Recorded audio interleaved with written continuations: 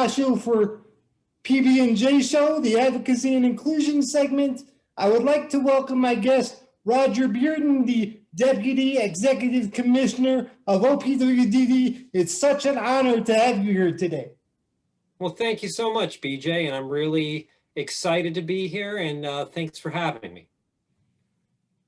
Yes, one of the questions I have for you, what do you do as Deputy Director of the organization? What exactly is your role?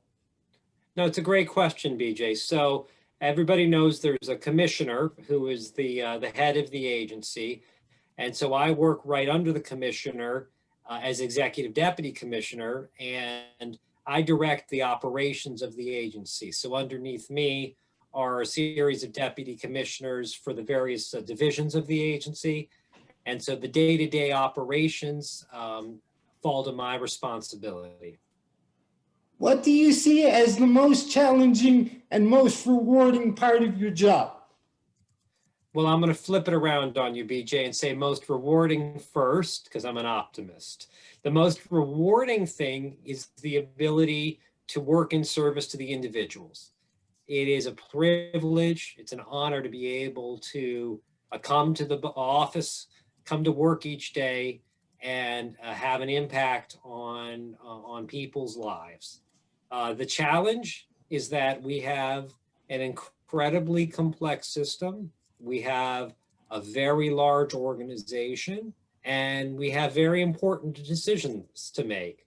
So over the past year, we've had a lot of very, very difficult decisions to make around COVID, around finance and money. And you try to make the best decision you can, but it is stressful because you always want to make sure you do the absolute best by the people we serve. Thank you very much for that. And I read your article that was at your alma mater, your college alma mater, and I didn't know you were so involved with the ADA. Would you mind sharing a little bit about that? Absolutely. So my background is I actually first got involved in disability rights. I'm a lawyer by training. I got involved with disability rights, bringing lawsuits against New York State, as it were, mostly around people, the fair treatment of people with mental illness. I had a significant role in a lawsuit regarding people with mental illness in adult homes and the need to provide them safe and affordable housing in the community. Another lawsuit I brought on behalf of individuals with mental illness living in nursing homes. So these were young people who were unfairly placed into nursing homes when there were much better opportunities that they needed to be able to have access to in the community. So when I came and joined the Cuomo administration back in 2011, I brought sort of that history of advocacy into my roles. I had the privilege, among other things, to be able to write the state's Olmstead Plan back a few years ago, and have now had the privilege and opportunity to be the Executive Deputy Commissioner at OWPDD. How did that experience help you in your job today? My goal in trying to make decisions and allocate resources is to keep asking the question, how can we best serve people in the community? How can we make sure that the structures of our programs, how we design supports and services, how we communicate, is it serving people in creating opportunities for them to live their best lives in the community? So there's really just a constant thread, at least for me, between being an advocate, asking for government to treat individuals with fairness, and being in government, trying to strive to that same ideal. So what is the agency working on today? Absolutely, good question. So I think our biggest priority at this point is obviously continuing the fight against COVID, making sure that individuals get the vaccine, making sure that staff get the vaccine, because until we get on the tail end of this COVID issue, we're not going to be able to do so many of the other things that we value: community inclusion, employment, having lives of meaning out in the days. It's all very, very difficult. Whether you have a disability or you don't have a disability, our lives have been very constricted by the last year. So thinking beyond COVID, we really do need to have a better match between the type of housing supports we fund and provide and what people actually need. So I think we're trying to find ways to redesign our housing supports to provide true community-based support for people and to make sure that people are able to live their lives in the most integrated way possible. Would it be okay if I asked a follow-up question about COVID? Absolutely. Because I know we've had discussions before this about COVID, and I know OPWDD is working on getting the information out to the direct support professionals who support the individuals in Western and around the state, for example. What would you tell the staff who are worried about getting the vaccine? Well, we're very, first of all, respectful of the right of any person to refuse the vaccine. We are not talking about the, requiring anybody to be vaccinated. What we're trying to do is get as much information as possible to staff, to individuals. We actually literally yesterday launched a new set of project, new communications materials we're developing, new channels. Our best ambassadors, though, are peers at every level. So we're trying to encourage, if an individual feels hesitant about taking the vaccine, talk to other individuals, talk to self-advocates. If a staff member feels hesitant, is unsure, maybe talk to other. We're really trying to think of it as vaccine hesitancy, not vaccine refusal. What can we do to help overcome the hesitancy and the fear and the anxiety? And the best tool that we have for that is information, and information coming from trusted sources. So we're looking to just create as much conversation as we possibly can to help people understand what the vaccine is, how it can be helpful, and to overcome any fears people may have. Thank you, Rodger. As you know from working with me in my other role as SANY's president, my non-professional role, advocacy is really important to me. What does advocacy mean to you, and how have you seen it change, and how can it be better?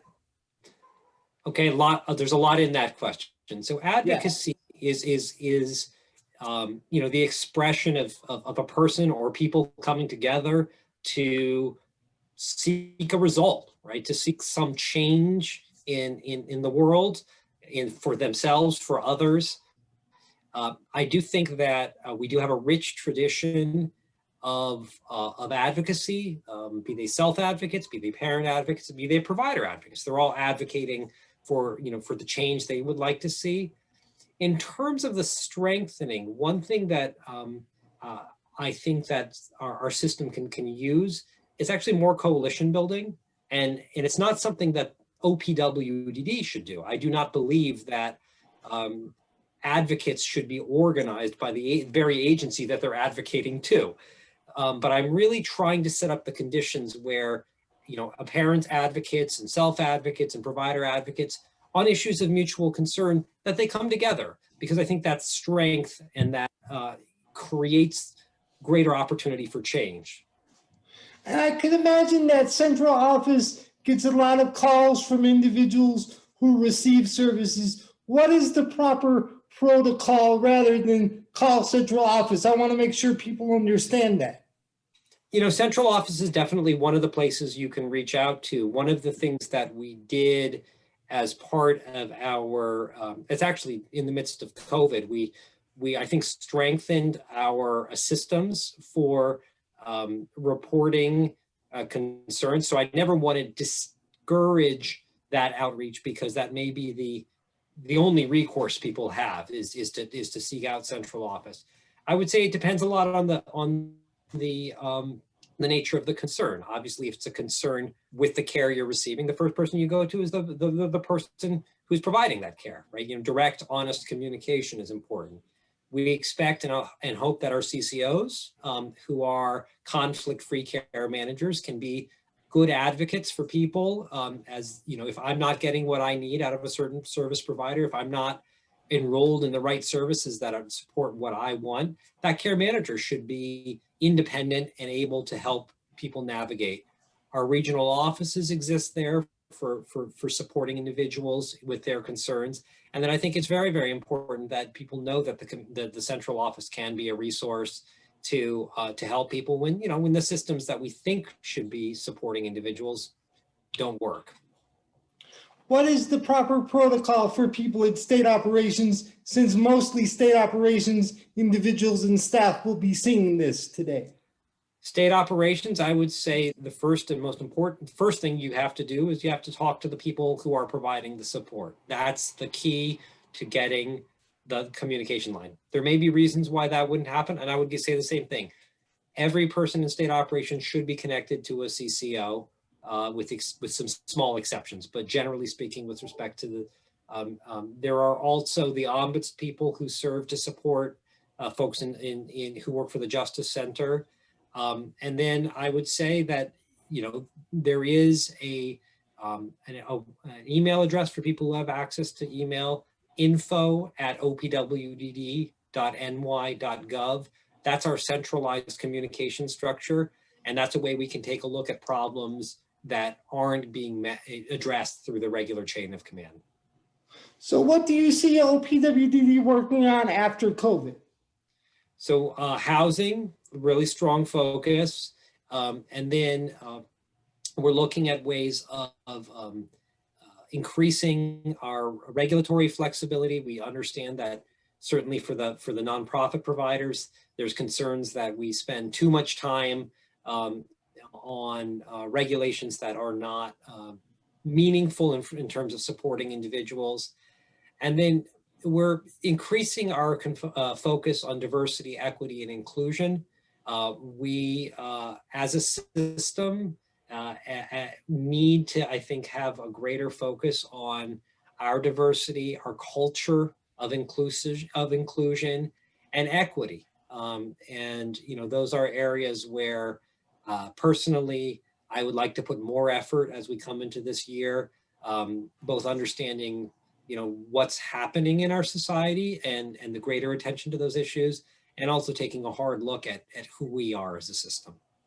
Well, if there's any way I can help, let me know, please. You know I'm right there if you ask me. So because I'm all You're right there on a Zoom call and a little further away when it comes to actually seeing somebody. But yes, thank you. Well, you know, when COVID's over, just leave some time for me to stop by your office, because I will when I have to come to Albany, you know. That will be wonderful. I look forward to that.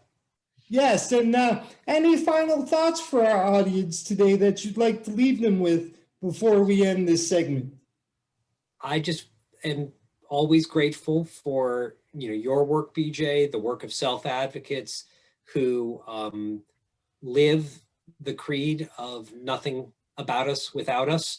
And, you know, from the top to the bottom of the organization, I think that is the most important ideology that we can possibly remember. Thank you. This is BJ and Rodger signing off for Advocacy and Inclusion segment. Have a good weekend and please celebrate President's Day. Thank you very much. You do the same. Be well, BJ.